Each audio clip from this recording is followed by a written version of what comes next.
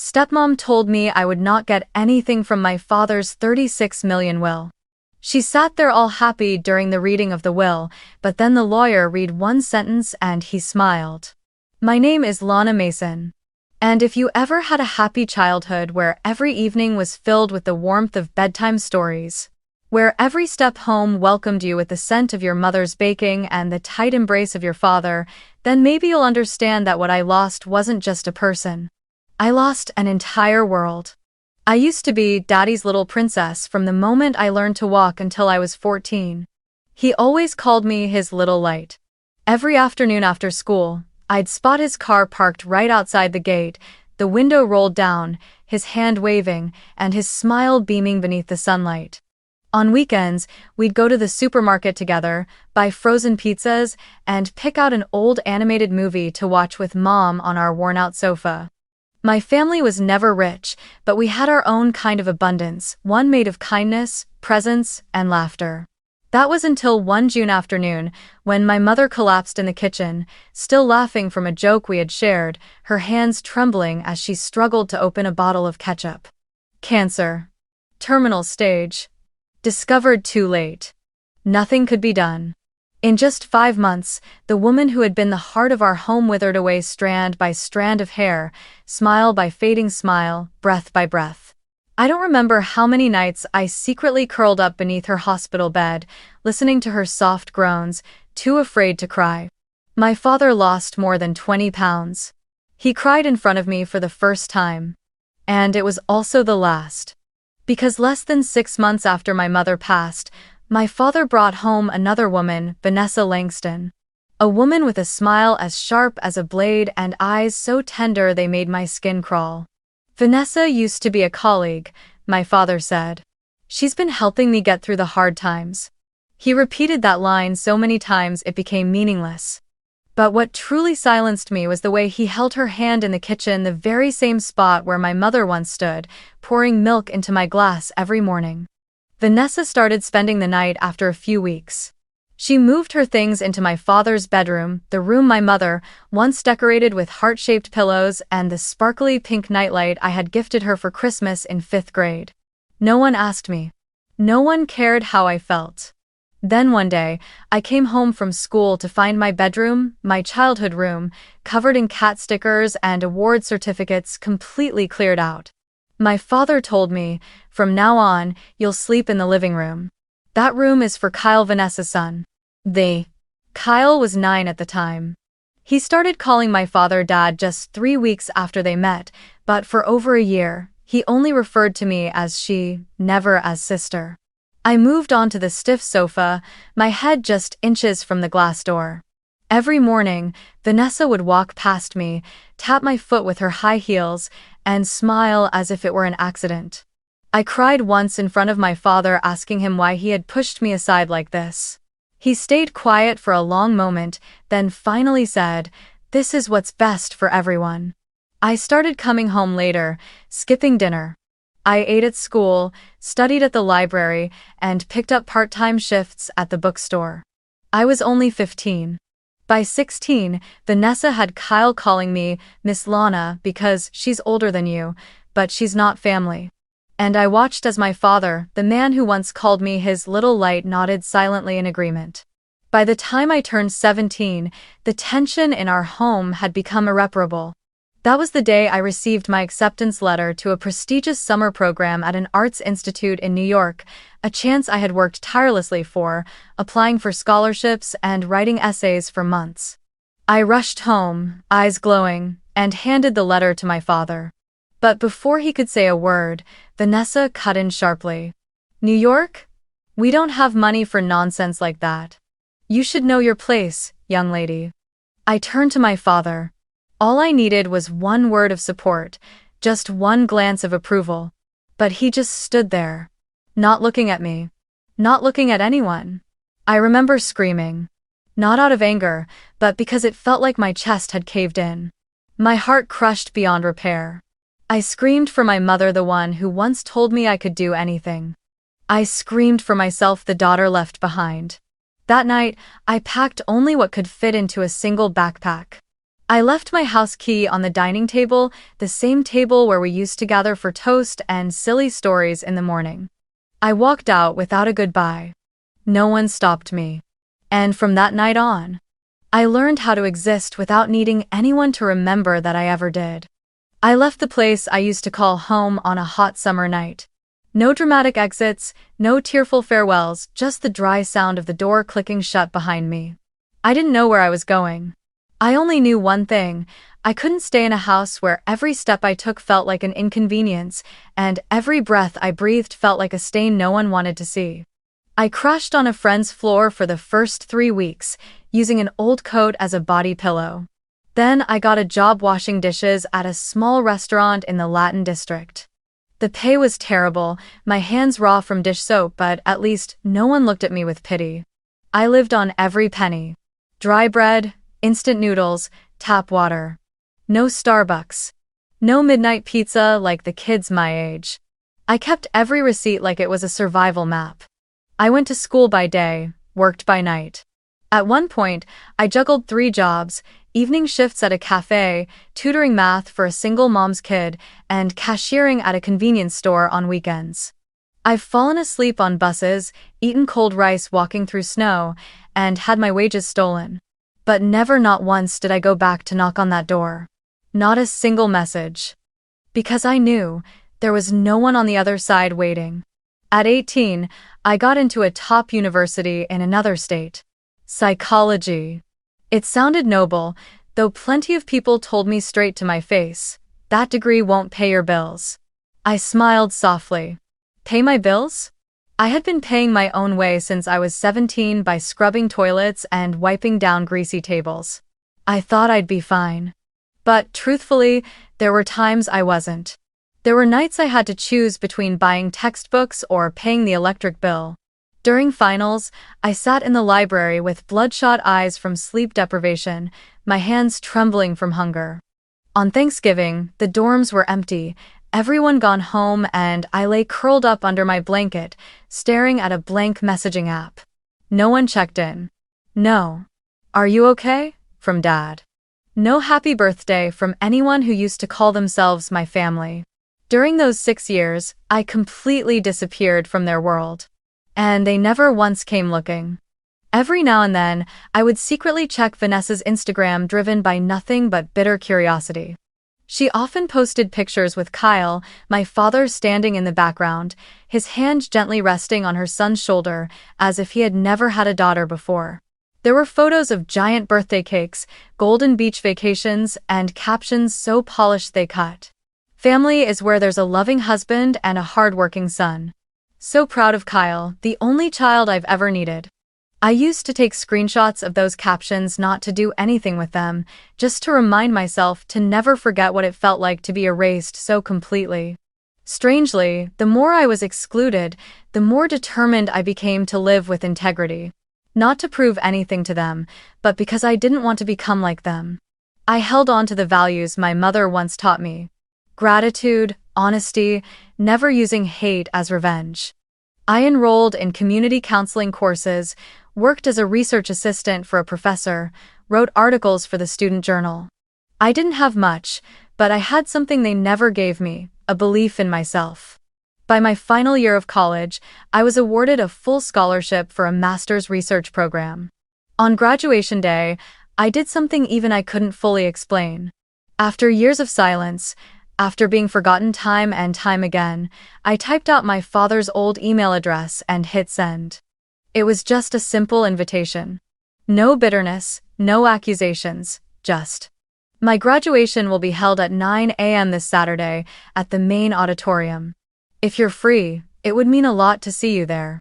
I read that sentence over and over before sending it. Not to revise it, but to ask myself, what am I doing? Sending this to someone who chose to disappear from my life? To the man who let me sleep on the couch to make room for his new wife's son? But there was still a part of me, weak, foolish, that hoped, just a little, that maybe he'd show up unexpectedly. That he'd stand at the back of the auditorium and wave, like he used to when I was a little girl waiting at the school gate. That even if it was just a glance in the crowd, I'd know he hadn't completely forgotten me. That morning, I wore my deep blue graduation gown the color of psychology. I did my own makeup, took the bus alone. All around me, students were surrounded by family mothers holding bouquets, fathers taking photos, little siblings holding signs that said, "Congratulations, sis." I had no one. I stood alone in the sunny courtyard, clutching my diploma as if it were the only friend that had never left me. I still looked around, still silently hoped, but he didn't come. I walked onto the stage to receive my degree, bowed, and stepped down like a shadow passing through light. That evening, I opened Instagram, out of old habit. And like a cold slap to the face, the first post I saw was from Vanessa, my stepmother. The photo showed Kyle standing next to a gleaming white Range Rover, key in hand, grinning from ear to ear. And beneath it, a caption that felt like someone had crushed my ribs with their bare hands. "From Dad to my smart boy Kyle, always proud of you. Happy 18th, son." The day I graduated was also Kyle's birthday, and my father, the same man who had received my invitation, said nothing. No reply, no acknowledgement. But he still went, just not to me. He went somewhere else. Gave a gift I had never even dared to dream of. A car, a recognition, a hug, a word of pride, none of it for me. I sat frozen in my tiny rental room, the flickering fluorescent light above trembling like the hollow part of me. I didn't cry, there were no more tears left. Just an emptiness, steady and quiet, that seeped into every inch of me. An emptiness called acceptance. I accepted that some people who once gave us life, can learn to feel nothing for us. They can choose to erase memories. Choose to start over. Choose a new child, a new life in which we never existed. I took down my graduation photo from my profile. Not because I was ashamed, but because I didn't need anyone to see it anymore. I saw it, I was there. I rose from the rubble of memory and finished what my father once called a fantasy. That was enough. A few weeks later, I overheard an old friend say, "Kyle went live when he got the car." Tons of people watched. Mr. Mason even left a touching message. It made some cry. I smiled. Not because it made me happy, but because I finally saw everything clearly. That was the final cut. Not because I was weak, but because I had held on too long to a version of someone who no longer existed. The father I once loved was gone. The man standing in his place was just the echo of a choice to erase me from his life. That night, I pulled out a small wooden box from under my bed, the place I kept the things that meant the most. Photos of Mom, a handwritten letter she gave me when I was 10, and a brown notebook where I once scribbled my childhood dreams. I flipped to the first page. There it was, a line I wrote back in 6th grade. "One day, I'll grow up and do something to make Mom proud." I touched the ink with my fingertips. And for the first time in years, I cried. Not because I had been abandoned, but because I realized I had kept my promise. Without anyone's validation, without flowers, without a father. I had grown up. And I had not become like them. That afternoon, it rained. A cold, steady kind of rain, like someone slowly pouring sadness over the rooftops. I was in my office, rinsing out an old coffee mug, my hands still soapy, when the phone rang. An unfamiliar number from my old state. I almost didn't pick up. Over the years, I had learned to let things go unanswered. But somehow, my hand slipped, and I answered. "Hello, this is Jenna from, calling from the offices of Goodman and Hall," a woman's voice said, clear, professional, emotionless. I frowned. I had no reason to be hearing from a law firm. "We regret to inform you." She paused. "That Mr. Richard Mason, your biological father, passed away yesterday morning at his residence." I went still. The room suddenly became so quiet I could hear a single drip from the leaky faucet. My hand clenched into a fist. The rain outside the window quickened, as if someone had nudged time forward all at once. "Are you still with me, Miss Mason?" The woman's voice softened. I'm here," I said, though my own voice sounded like it came from someone else entirely. "We're calling to inform you that your name is listed as a primary beneficiary. Your presence is required at the reading of the will. It will take place this Friday at 3 p.m. at our office on Grand Avenue. I send what? I don't remember what I said in response. Just some automatic thank you slipping out before I ended the call. I stood there in the kitchen, still holding the phone, staring through the rain-smeared window. A part of me wished it was a mistake, that another call would come to correct it in the next few minutes, but no call came. Instead, memories surged back like a flood, memories I thought I had buried for good, alongside his cold stare and that cursed birthday post. I sank into a chair, my mind completely blank. He's gone. My father. He had once been my whole world, even though that world had turned its back on me, and yet, he left. Without a word, no message. No phone call. Not even a line from Vanessa. They stayed silent, just like they did the day I left. Silent enough for me to understand exactly where I stood. And now, again, it wasn't my family who told me. It was a law firm. I don't know how long I sat there. The clock ticked, the second hand spun in circles, but I couldn't track the time. Only one question kept echoing through my mind: should I go? I didn't care about the inheritance. I never expected to receive anything from him except silence, but this will reading wasn't about money anymore. It was closure. A farewell. A final chance to bury the ache of being left behind that I'd carried all these years into adulthood. I wouldn't go for them. I would go for me. To face the place that once rejected me. To find out if the man who didn't choose me had left behind anything other than silence. And more than that, I needed to witness with my own eyes the end of a chapter I had lived in the shadows for far too long. 3 days later, I booked a flight back home. The old city greeted me with dry, cold air and rooftops stained with gray memories. I stood before the hotel mirror wearing a simple black outfit, my hair pulled back, no makeup. I wasn't there to impress. I was there to end something. The funeral was held on a Thursday morning under a dull, overcast sky, the clouds hanging low like a velvet curtain pulled tight over the day. I arrived early, not out of eagerness, but because I didn't want to walk in late like someone who didn't belong. The funeral home sat beside a quiet hill, its grounds paved with marble stone, lined with neat rows of white flowers. The scent of lavender drifted in the air, blending with the faint musk of damp wood and soft-scented candles. Inside, the chairs were arranged in 3 main rows, the front row marked family, with name tags placed carefully on each seat. I entered quietly. No one greeted me. No eyes acknowledged my presence as something natural. No one stood to offer a seat, or nodded the way one might toward a relative. Every glance that passed over me felt like I was a misplaced server at a lavish banquet. Vanessa sat in the front row, her hands gloved in black silk, head tilted just so, the perfect image of a dignified widow. Beside her was Kyle wearing dark sunglasses, a sharp black suit, posture composed. They looked like a magazine photo brought to life, the successful wife and accomplished son. No one mentioned me.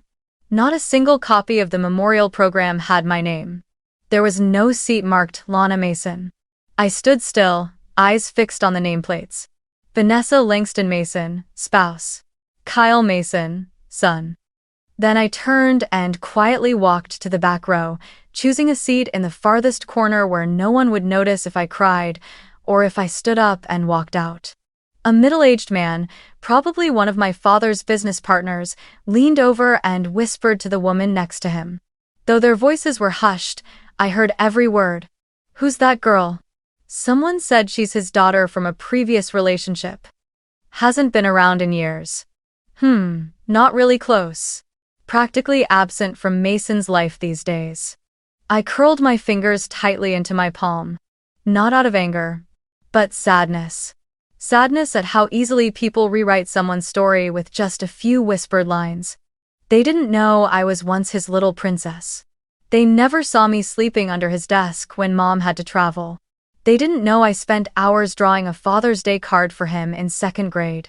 Kyle turned slightly, tilting his head in my direction, his face calm, as though about to say something perfectly reasonable. "Why are you here?" he asked quietly, just loud enough for me to hear. "This is a family matter," Not everyone belongs here. I looked at him for a few seconds. No sharpness in my gaze. No response, just silence. Because that question, "Why are you here?" was one I had asked myself hundreds of times over the years. I wasn't here to take anything. I was here because this was the end of a chapter I once belonged to, but was never given the chance to close properly. The officiant began to speak, his voice low and solemn. Today, we gather to honor the life of Mr. Richard Allen Mason, a businessman, founder of Mason Biopharma, a devoted husband, a dedicated father. I went still. A dedicated father? Suddenly, I felt like a spectator in a play that had been rewritten from scratch, a version where the director had cut my role entirely, replacing me with a more polished character, less complicated, easier to fit into the narrative. One by one, people came forward to speak: old partners, co-founders, longtime neighbors. They described him as a legend, a pillar, a man who always put his family first. No one mentioned me. No one said he once had a daughter named Lana Mason. I sat with my back straight. No bowed head, no tears. Because I had cried enough. I had heard enough. I wasn't there to listen to stories about a father I no longer recognized. I came to stare into the empty space, the space where love should have been, but had long since been replaced with selective silence. I didn't blame the people around him. They only knew a fraction. I blamed him for allowing others to redefine fatherhood through curated captions on social media. When the final piano notes of the farewell song faded and the mourners began to rise, whispering their goodbyes, shaking hands, I remained seated. That moment, those few quiet minutes, were the only time in years that I had shared a space with my family. And even here, I was still just a background character. A supporting role in my own story. I stepped into the office of Goodman and Hall once more, this time not to hear of my father's death, but to find out what he left behind, or rather, what he didn't for me. In stark contrast to the cold, performative funeral, the will reading took place in a smaller, but far more luxurious private room. Polished oak walls, deep wine-colored leather chairs, and soft chandelier light cast a glow that was both warm and heavy. Vanessa sat to the left of the attorney's desk, spine rigid like the lady of the house receiving guests. Her black funeral dress had been replaced with a tailored cream Chanel suit, sleek, cold, and so expensive it almost erased the fact that she had once been the other woman. A Hermes bag rested delicately on her lap, every detail meticulous. Her left hand gently held Kyle's, now a 4-year-old man, but still her sweet boy in every glance. Kyle wore a pale gray blazer, the glint of a Rolex flashing from beneath the sleeve of his charcoal shirt. He had the composure of someone long used to receiving love, receiving wealth, receiving unquestioned loyalty from everyone around him. And me? I entered in an old white blouse with a frayed cuff, a plain black skirt, my hair tied back like I was heading to work. No makeup. No perfume. No mask to cover who I was. Attorney William Crane invited everyone to take their seats. I chose one slightly off to the side, not close enough to pretend I belonged, but not far enough to be invisible. I hadn't come to draw near to anything that was never meant for me. "We'll begin," Mr. Crane said, placing his hand on a thick folder embossed with Richard A. Mason's name in formal black ink. "This is the last will and testament, drafted on the 28th of December of last year, legally signed and notarized, and reflects the final wishes of Mr. Richard Mason." I gave a faint nod. Vanessa showed no reaction except for crossing her legs and adjusting the silk scarf around her neck. Kyle raised his brows slightly, hand resting on his chin, his gaze locked on the folder like someone who already knew what was inside. First, the attorney read, his tone measured and calm. "Mr. Richard Mason bequeaths the Palm Beach property, including full ownership of the land, all furnishings, and future rental income, to his son Kyle Langston Mason." Kyle gave a small nod. He didn't smile, but his eyes gleamed with quiet satisfaction. "In addition, Mr. Crane continued, Kyle will receive a cash inheritance of $300,000 to be transferred from Mr. Mason's private investment account within 90 days of probate completion. Vanessa gently squeezed her son's hand and leaned in to whisper too softly for me to hear, but I could guess the words. Something like, "I told you so," or, "It's all yours." The kind of language spoken by someone who's always believed they're exactly where they belong in the grand design. I remained silent. My hands folded tightly in my lap, my eyes fixed on a small scratch in the polished wood of the table. No one in that room looked in my direction. They moved through the reading as if I didn't exist cleanly, efficiently, without pretense. "Next," the lawyer said, turning the page, "to Mrs. Vanessa Langston Mason, the current legal spouse of Mr. Richard Mason. He leaves the antique art collection, comprising 7 post-impressionist paintings currently held at the primary residence, full ownership of the 2022 Bentley Continental, and a cash inheritance of $500,000. This time, Vanessa smiled. Fully, unapologetically. She placed a hand over her chest as if moved, though her eyes gleamed with the sharpness of someone who had just secured victory in a long, silent chess match. "We were always by his side," she said gently, more as a declaration than a remark, never once looking at me. Kyle turned his head slightly to glance at me, a half-smile tugging at the corner of his mouth. Maybe he was waiting for a reaction. But I gave him none. I had rehearsed this moment for 6 years. The moment I wouldn't be named. The moment nothing would be left for me. No house, no car, not even a single line to prove I had ever shared the same blood as that man. The lawyer closed the main file. The room relaxed, as if the script had ended. Vanessa let out a soft sigh, like someone satisfied with the last chapter. But then, Mr. Crane didn't rise. Instead, he slowly opened the drawer beneath his desk and pulled out a thick envelope, sealed with red wax. The room fell suddenly silent, so silent I could hear the wind whistling faintly through the crack in the glass behind me. "And finally," he said, his tone shifting, firm and low. "Mr. Richard Mason left a supplemental addendum, signed on the 14th of March of this year, just 3 weeks before his death. This document was written separately, officially notarized, and accompanied by a handwritten letter, which he specifically requested be read after the primary will had been disclosed." Vanessa furrowed her brow. Kyle leaned back in his chair, arms crossed. No one said a word, but the atmosphere had changed. And me? I stayed still. But something stirred in my chest, not hope exactly, but no longer despair either, just readiness. Mr. Crane carefully sliced through the wax seal and pulled out a fresh stack of papers. He looked up at me, then turned to Kyle and Vanessa. And then, he smiled, no mockery, no warmth, just the calm of a man about to reveal a secret that only one person in the room had suspected all along. "What I'm about to read," he said, voice lowered to half its usual weight, "will change everything." He drew the first page, checked for the official stamp, then spoke, slowly and clearly. "This is a handwritten codicil to the last will and testament of Richard Mason, dated the 14th of March, 3 weeks prior to his passing, witnessed and notarized at a second law office in San Diego."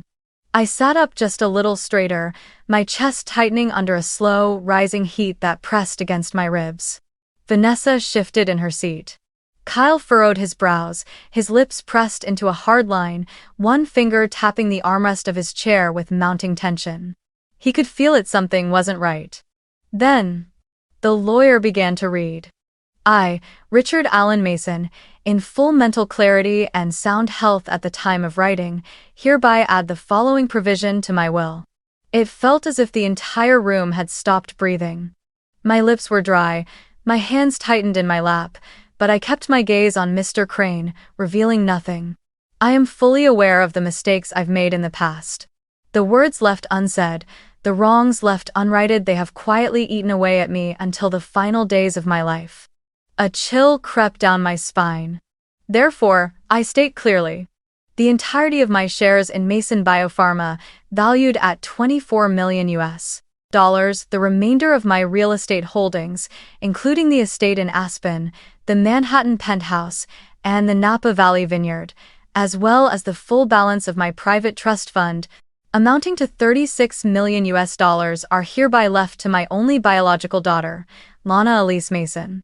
It took a full second before the room seemed to comprehend what had just been said. I didn't move, I didn't smile, I didn't cry. I sat still like the ghost I had been in this family for years now, finally called by name in my own story. And Vanessa? Her mouth fell open. Her hand gripped the strap of her Hermes bag so tightly her knuckles turned white.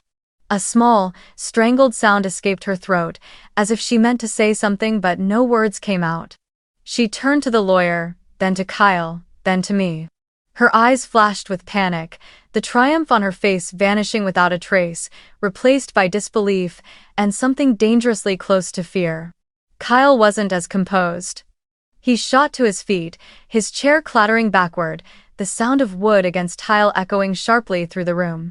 No, this isn't real, he shouted, his voice shaking like the ground had just been ripped from beneath him. This is fake. My father would never do this. He loved me, I'm his son. Mr. Crane remained composed, but his gaze turned steely. This codicil has been validated by 2 independent attorneys, notarized with a state seal, and accompanied by an audio recording made by Mr. Richard Mason on the day it was signed. We have complete legal documentation. Any disputes may, of course, be taken to court, but I sincerely doubt that would be in your best interest.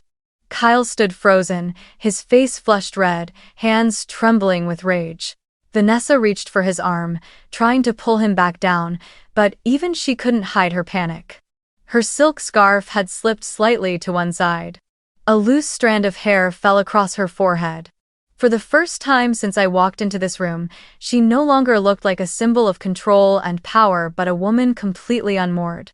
And me? I remained still, no tears, no sighs, no shaking. Because I knew. This wasn't my victory. This was his final attempt to set things right, a man who once shattered me, but perhaps, in his last days, was clear-minded enough to lay a brick of truth before the door he once slammed shut. Mr. Goodman gently closed the final pages of the will, then leaned forward to unzip a leather portfolio beside him. "There's one more thing, Miss Mason," he said, turning his eyes to me. His voice was slower now, careful, as though he feared any sudden sound might snap the tension hanging thick in the room. "Before his death, your father asked us to record a video message. He wanted to say goodbye, in his own words." The room fell completely silent. Vanessa furrowed her brows. Kyle folded his arms and shook his head in irritation. I sat up straight, gripping the edge of my chair so tightly my knuckles ached. Mr. Goodman gave a nod to his assistant. The screen lit up, showing a softly blurred frame. The corners glowed with an overexposed white, and at the center sat an old man in a hospital room, washed in sterile light. An IV line hung from his left arm. His face was thin, worn down by illness, but his eyes, the eyes were still there. The same eyes that once held me steady as I learned to walk, the same ones that taught me how to ride a bike, that sat beside me at the piano where he and Mom used to play back when she was alive. I don't remember when I started crying, only that my chest felt like it had been scooped hollow, empty, and yet overflowing with everything unsaid. On the screen, my father took a shallow breath, then smiled faintly. His voice was hoarse from sickness, but every word landed clear and deliberate. "Lana, if you're watching this, it means I'm already gone. And this is the last thing I get to say to you." I tightened my grip on the chair. My eyes didn't leave the screen. I know, I was wrong. From the day your mother passed, I couldn't handle the emptiness. Instead of facing that pain with you, I tried to fill it with someone new, with a new life, and in doing that, I left you behind. He paused, his eyes lowered. In the background, the soft beep of a heart monitor ticked like a countdown. I saw you leaving that day, dragging your suitcase across the tiles. I wanted to run after you, but I turned away, like a coward. A tear slid down my cheek. Across the room, Vanessa sat frozen, her eyes locked on the screen. Her face no longer proud, just shaken. Kyle mumbled under his breath, "This isn't real, this has to be fake." But no one responded. My father continued, "You don't have to forgive me. I'm not asking for that. Only that, if you choose, I've left you what I have as a way to give you the power to decide how this chapter ends." 9 Off Dora. My chest tightened. My daughter. You are stronger than anyone I've ever known. You've lived alone, grown, endured, without anyone to guide you. I watched you from afar. I saw you graduate. I saw your name honored on your university's website. And each time, I felt myself shrink a little, not from pride, but from regret. He gave a weary smile, pressing his hand to his chest. I let you walk through your youth without a single word of recognition. And now, if you're willing, I want you to turn this inheritance into something meaningful. Not for me. Not for the family. Just for you. I don't remember when my head sank forward. Everything blurred before my eyes, just like the final frame of the video where my father looked straight into the lens, pressed his lips together, and whispered, "I love you." I may be late, but that love never left. The screen faded to black. Silence settled over the room like a thick, heavy blanket covering every soul present. "Mr." Crane reached forward, adjusted the volume knob, and said calmly, "This recording was made at Cedars Sinai Medical Center, witnessed by 2 nurses, an independent clinical psychologist, and certified with full documentation of Mr. Richard Mason's cognitive clarity at the time of filming." Kyle was nearly unhinged. He shouted, "No, he was sick, he didn't know what he was saying. I'll have it investigated, I'll take this to the Supreme Court." Vanessa didn't stop him. She was lost in her own quiet storm of tears, tears that may have come from regret, from heartbreak, or maybe just the bitter sting of defeat. The attorney reached silently into his briefcase, placed a thick folder on the table. "These are the full medical records, neurological assessments, and signed statements from 3 attending specialists. All fully legal, fully valid. We are prepared to defend them at any level of court." I no longer looked at Kyle. I no longer looked at Vanessa. I just sat there surrounded by a strange, solemn stillness. As if some part of me had just been summoned home, reclaimed, returned to where it always should have been. Inside me, there was no anger, no blame, only a quiet sorrow. Like the air after rain leaving behind the scent of wet earth, and the first glimmer of light. I stood up and gave a small nod to the attorney. There was nothing more I needed. No further recognition. I had heard enough. And for the first time in my life, I no longer felt like a stranger in my own story. 1 year later, the California sky was clear and bright on an early spring morning. On the campus of Stanford University, where I had once graduated on a full scholarship, a new bronze plaque stood tall in front of the psychology department building. It read, "The Elise Foundation, for Daughters Who Were Forgotten." It was the first day of operation for the scholarship fund named after my mother, Elise Hamilton Mason. The foundation would cover tuition and living expenses for girls who had lost their parents or had been abandoned by their families. Girls like I once was forced to walk through a life they should never have faced alone. I didn't speak at the opening ceremony. No long speech. No cameras, no media coverage. Just students sitting quietly under the trees, listening to the sound of a piano playing Clair de Lune performed by a freshman. The same piece my mother used to play every morning when I was small. At the same time, in a courtroom in Los Angeles, the final appeal filed by Vanessa and Kyle was officially dismissed. The court ruled that the will was entirely legal, with no evidence of coercion or psychological manipulation. I didn't attend the hearing. I didn't care who testified, who cried, or who walked out in silence. Because I knew the truth needs no defenders. It stands on its own. Over the past year, media outlets had reached out, CNN, The New York Times, Oprah Daily. Everyone wanted the story of the daughter who unexpectedly inherited $36 million after a life of being forgotten. I declined them all. Instead, I submitted just one line through my legal representative to a tiny local paper, the same one I used to hand out flyers for back in college. My greatest inheritance isn't money, it's the dignity I kept by never begging for anything. And I meant it. No one knew, and no one needed to know that the night before the will reading, I had sat alone at the Santa Monica Pier, the wind biting cold, clutching my father's handwritten letter, reading it over and over like a child, learning how to read for the first time. No one knew how hard I had fought not to let the anger swallow me whole. Not to let it define me one more time.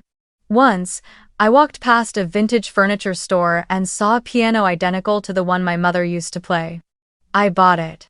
Not to display, but so I could, from time to time, play A Time for Us. The piece my mother once said was for those who believe in true love, even if it arrives late. And there's one more thing no one knows. I never moved into the Aspen estate my father left behind. I donated it, turned it into a mental health recovery center for adolescents who had experienced abuse in their families. The center is called Lantern House because not all homes have light. Because I understand now not every house is a home. But every child deserves a place to begin again.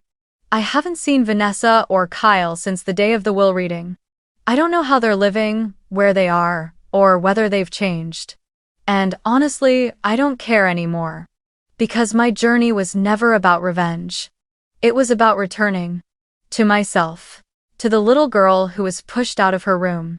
To the young woman who waited for a father's congratulations. To the woman I'm becoming who no longer needs anyone's validation because I've chosen to love myself. And as my mother once wrote in the old notebook she kept by her bedside, live in a way that, in the end, your heart stays soft, but your back stays strong. Thank you for listening to my story. If it touched you in any way, feel free to share your own in the comments and don't forget to subscribe and turn on the notification bell to join us in the next story.